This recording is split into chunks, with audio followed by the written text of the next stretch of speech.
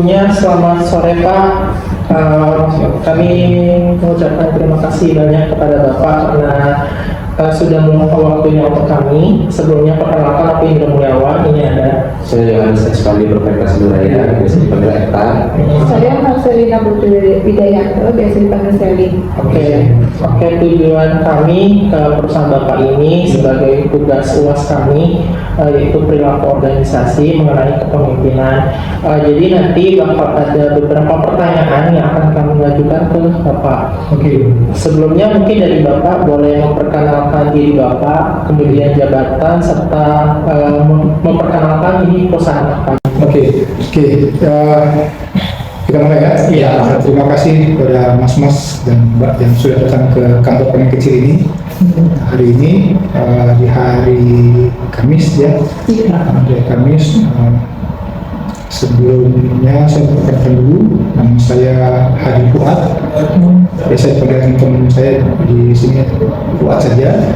Kemudian saya dulu sekolah terakhir di UI di Magister Teknologi Informatika Informasi. Jadi di belakangnya Magister MTI waktu itu. Ya. Terus Bapak boleh jelaskan tentang perusahaan ini Pak? PT kita PT Muara Informatika, kita bergerak dalam bidang services berupa layanan internet untuk corporate maupun untuk pribadi, retail ya. Retail itu artinya untuk rumahan ya, selain corporate dan rumahan. Dan kita juga punya kabel dari Singapura sampai ke Papua. Gitu, kabelnya kabel di dalam laut. Oh, dalam laut Pak? Ya, jadi Muara ini mempunyai beberapa customer, termasuk customernya dari BUMN, kemudian customer oil and gas, kemudian customernya hospitality, kemudian lagi education. Salah satu customer rumahan. Jadi kalau teman-teman lihat ada internet rumah, kami menyediakan namanya adalah produknya brand oksigen. Jadi brand oksigen itu adalah bagian dari PT Muara Indonesia. Oh, berarti semacam wifi juga Pak? Ya, WiFi itu bagian ujung perangkat ya terhubung sama layanan internet. Jadi sampai rumah itu ada perangkat yang namanya modem, ya, terus ONT. Dari ONT itu nanti terhubung ke WiFi yang di rumah. Jadi kami optik, jadi dari di jalan sampai ke rumah pelanggan itu kita pakai optik semua. Optik ya. Oke, untuk pertanyaan selanjutnya Pak, kami mau menanyakan tentang jabatan Bapak di sini, terus tugas Bapak kira-kira apa gitu di perusahaan. Ya, kebetulan saya di Muara Indo dipercayakan untuk memegang General Manager untuk IT Information Technology.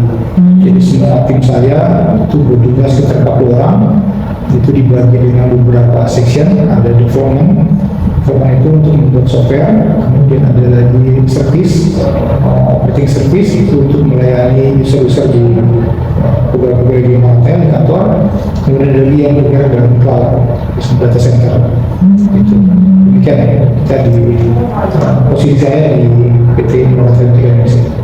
Saya mau izin tanya mengenai dunia kepemimpinan Pak. Saya mau bertanya, menurut Bapak peran pemimpin atau kepemimpinan itu seperti apa Pak? Ya, tentunya dalam satu organisasi perlu ada pemimpin. Ya.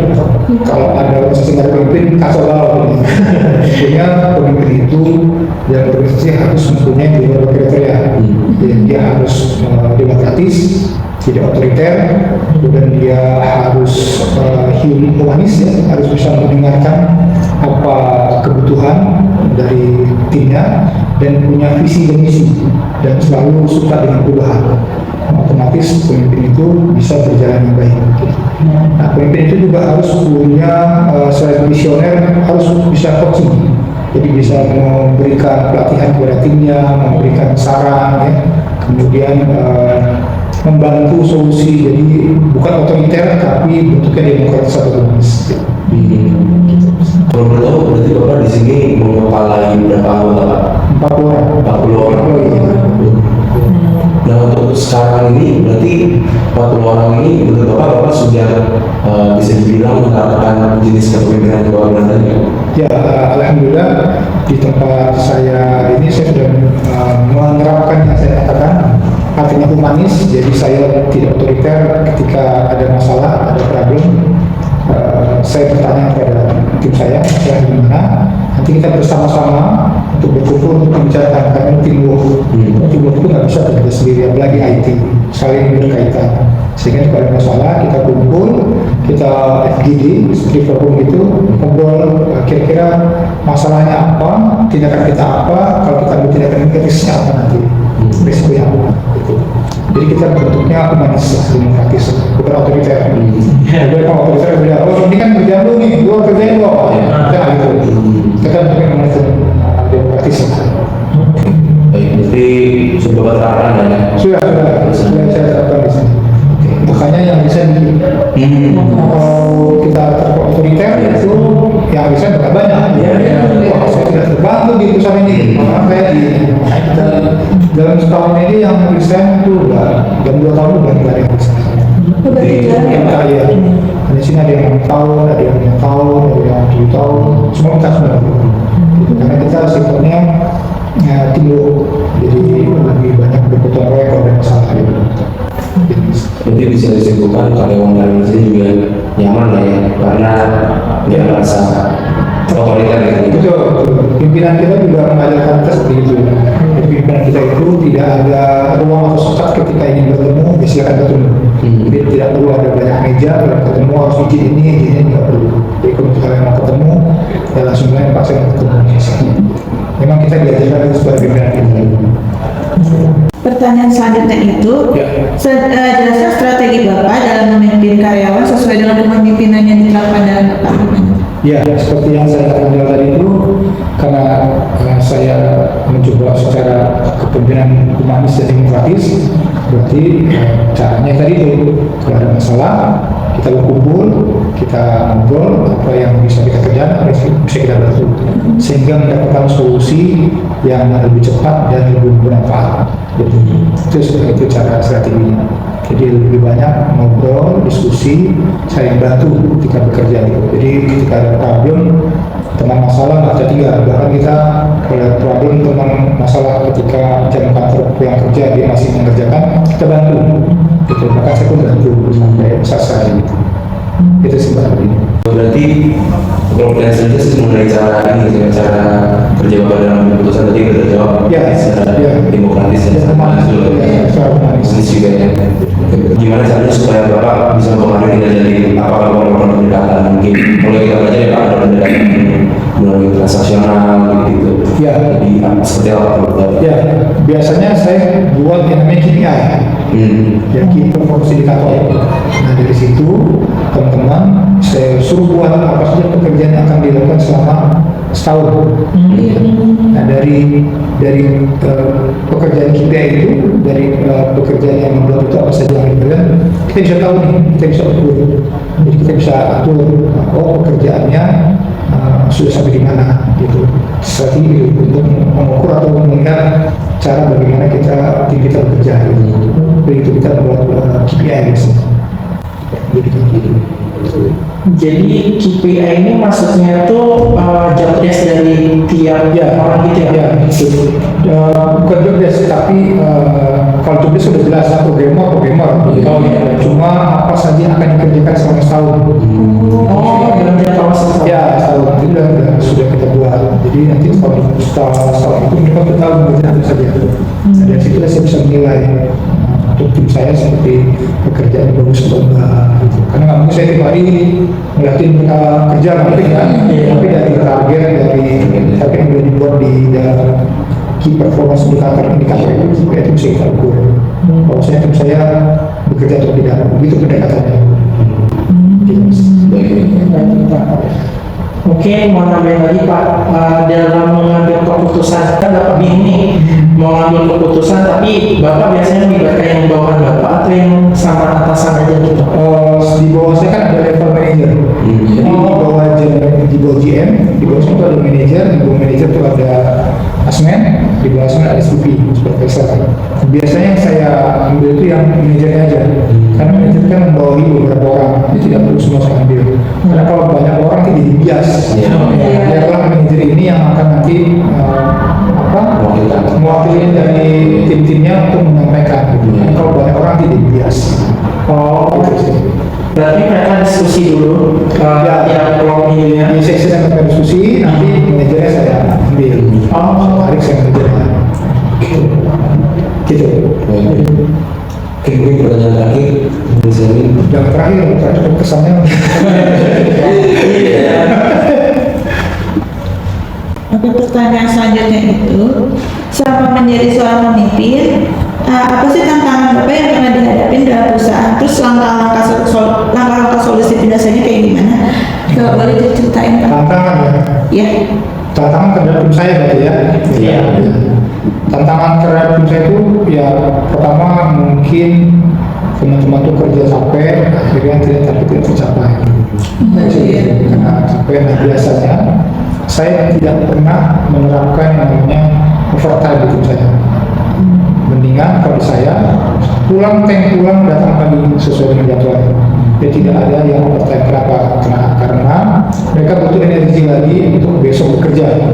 Nah tantangan gitu supaya tim saya tetap solid, tetap bisa berjalan baik. Nah, saya mencoba mereka kerja gitu. Jadi tidak ada overtime. Saya larang misalnya contoh programmer, Pak saya belum selesai kerja ulang. Besok ada waktu lagi untuk berjuta. Nah, kalau sekarang dikerjakan bermalam, besoknya nggak datang, sakit, disusah lagi. Kan? Susah pulang sebelum jadwalnya, datang sesuai waktu. Itu sih tantangan. Jadi itu tantangan. Jadi tantangannya, kemudian tantangan berikutnya tim mau desain. Nah tentunya itu tantangan kan? Mau desain, nah, caranya ya kami jelaskan.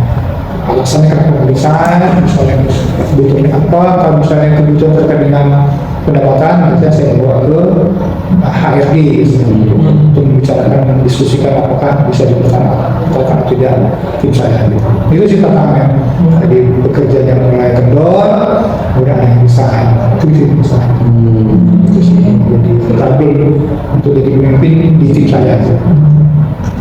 Oke, baiklah. Ini kita ada question Pak.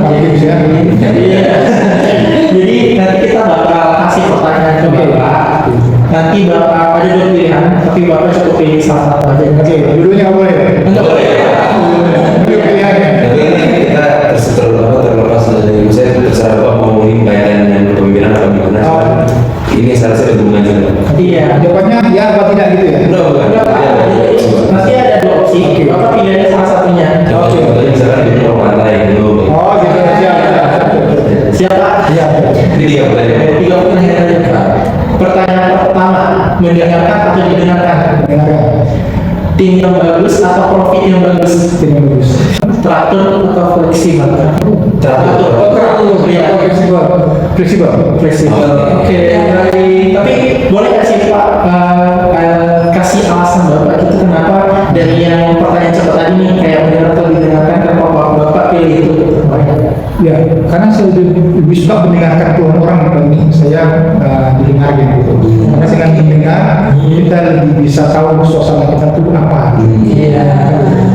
Oke, tim yang bagus atau profit yang bagus tadi Bapak pilih Tim bagus ya. Iya. Kalau tim bagus otomatis profit bagus. Bagus. Iya. Kalau tim jelek otomatis profit Jelek. Iya. Dan sebanding kan. Oke, teratur atau fleksibel? Fleksibel. Karena saya lebih suka fleksibel. Kalau teratur itu kita terkekang. Kalau fleksibel kita lebih bebas. Contohnya tim saya itu boleh bekerja di sini atau boleh kerja di kantin, silakan. Oh. Mereka kan kerja di kantin nih, kerja di kantin. Kadang-kadang Pak saya mau keluar sebentar.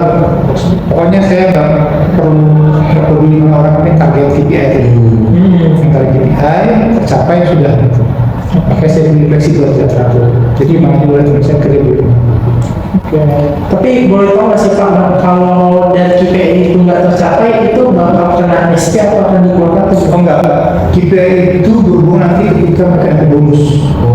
Bonus usaha. Jadi kalau misalnya KPI bagus, bonus standarnya dapat sesuai. Tapi misalnya kita jelek, mungkin di bawah standar bonusnya gitu. Misalnya bonusnya standar itu 1000, bagus itu 2000, jadi di bawah 1500. Itu buat sih. Oke. Kalau kami kan dari mahasiswa manajemen. Iya, manajemen Pak. Manajemen apa? Manajemen doang. Iya, kira-kira bisa nggak gabung ke perusahaan? Oh, bisa banget. Bagian apa nih, Pak? Justru kalau yang manajemen itu kan mengatur. Iya. Bayangin kalau lalu lintas sudah ada yang mengatur, ada bumerangnya, ada aturannya, berantakan kan jadinya. Iya. Manajemen itu masuk mana banyak bisa mengatur, bahkan yang bisa mengatur perusahaan itu orang manajemen biasanya. Gitu kan? Iya. Bisa mengatur tim itu orang harus bisa manajemen. Jadi manajemen itu mana bisa masuk sebenarnya. Tapi kalau masuk ke tim Bapak, apakah harus benar-benar yang lulusan IT itu atau Enggak, jadi IT itu hobi. Ya, Iya. jadi kalau misalnya lulusan apapun kalau dia hobi sama IT bisa masuk. Gitu. Misalnya programmer, kalau dia hobi ngoding, hobi pemrograman bisa masuk. Gitu. Nah, kebetulan tim saya semuanya orang lulusan IT semua, kebetulan IT semua. Tapi saya bekerja sebelum di sini juga saya lihat memang beberapa orang yang bukan lulusan IT malah minta IT. Apa tadi pertama? Mendengarkan ini dari saya lebih suka mendengarkan dari mendengarkan. Kalau didengarkan itu kesan otoriter. Iya. Pokoknya lu ikut gua, gitu kan? Kamu tahu, gitu kan? Tapi kalau demokratis kan apa sih pendapatnya? Oh gitu. Iya. Itu mata kuliah kami Pak. Jadi kami mulai dari demokrasi. Jago berarti. Kalau mimpin perusahaan sih nggak boleh otoriter berarti kan? Iya. Kayak kata Bapak tadi kalau otoriter nanti banyak yang campur.